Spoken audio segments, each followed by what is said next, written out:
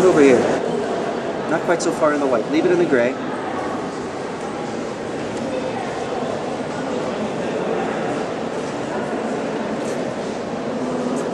So unless your work winds up in the trash can, always sign it, because somebody might think it's great. All right, and then it has a signature on it. It looks like a piece of art.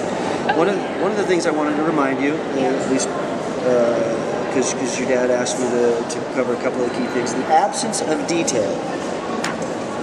The absence of detail helps the viewer define the detail for themselves. This looks like a person walking in the sunlight from far away. When you look at it really close, it's just a couple of squiggles and a cast shadow. The other thing was that the subject and its cast shadow are the same value where the subject and the cast shadow meet. So they're darkest, closest to the subject, and lighter, further away. What else?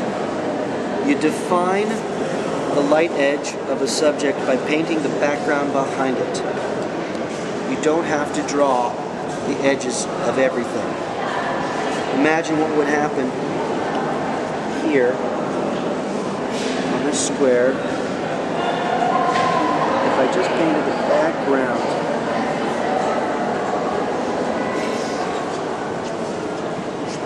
And left that front edge undefined. The eye is allowed to participate in the finishing of the subject, instead of you telling the eye where that subject ends. And that's a really hard thing to remember, because we want to finish everything. We want to add all the detail. We want to spend time on the small shapes. And your drawings will be more successful if you start with the large shapes first and their location in the square or the rectangle, and then use value to define the form instead of using line. Use value to define your edges of form, not lines. So instead of... That's good, but still, you labored a little bit. See if you can do it again, right next to mine. A squiggle for a head, a squiggle, make a couple of squiggles, let's give it some dimension. Good, now the body's a blob. Okay, but that's a circle. What about a blob? Good. Maybe the person's like, for example, check it out.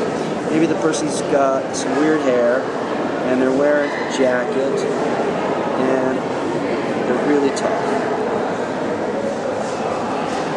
It's the spirit of the mark is more important than its accuracy. That's a really important one to remember. The spirit of the mark is more important than the accuracy. So, for example, you could draw a straight line. Or you could draw a line with some spirit.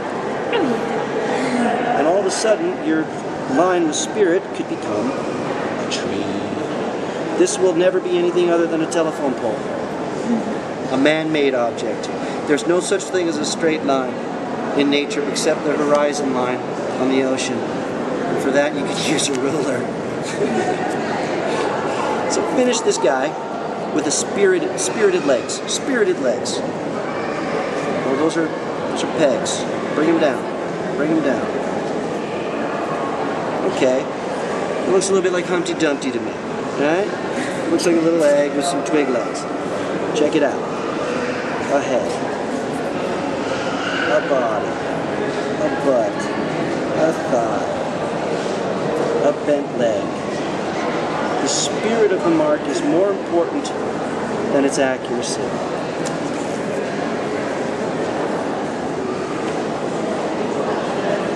And the minute that you throw a cast shadow on something, then you put that thing in space with light. And the light is what defines the form. There's your Humpty Dumpty shadow, right there. Woo! But look at what happens to him when you put a shadow underneath him. Even Humpty Dumpty looks more interesting with a cast shadow. Spirit of the mark is more important than its accuracy. So, be willing to fail in order to find successes.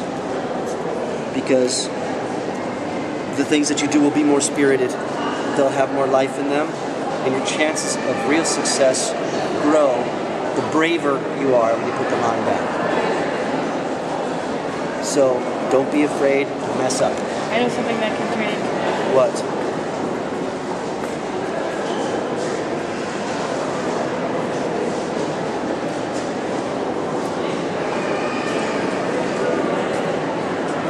What is that?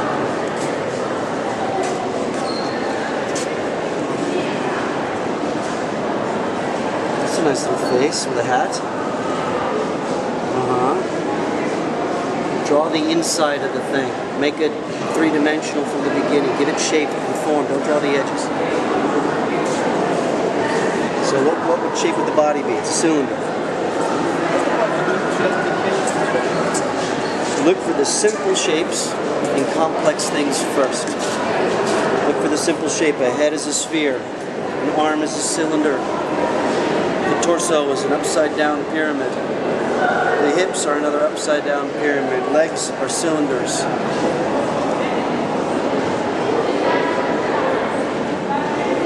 It's nice. It's nice, but you're still making lots of little tiny lines instead of, for example, stay with me. Put your hand back on the pencil. Let's draw the head, body with a curse, leg, and the foot. See what I'm saying? Look at the difference between what you drew.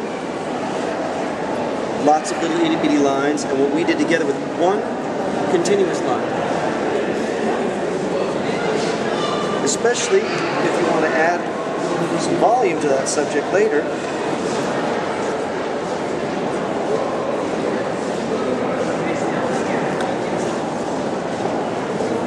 The spirit of the mark is more important than its accuracy. All of these figures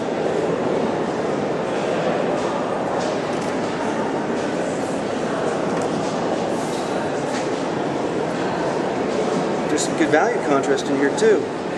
This is an exterior line drawing. If we filled her in, she's still lacking a little bit of spirit. I like her hat, because the hat you did the fastest and you thought the least about.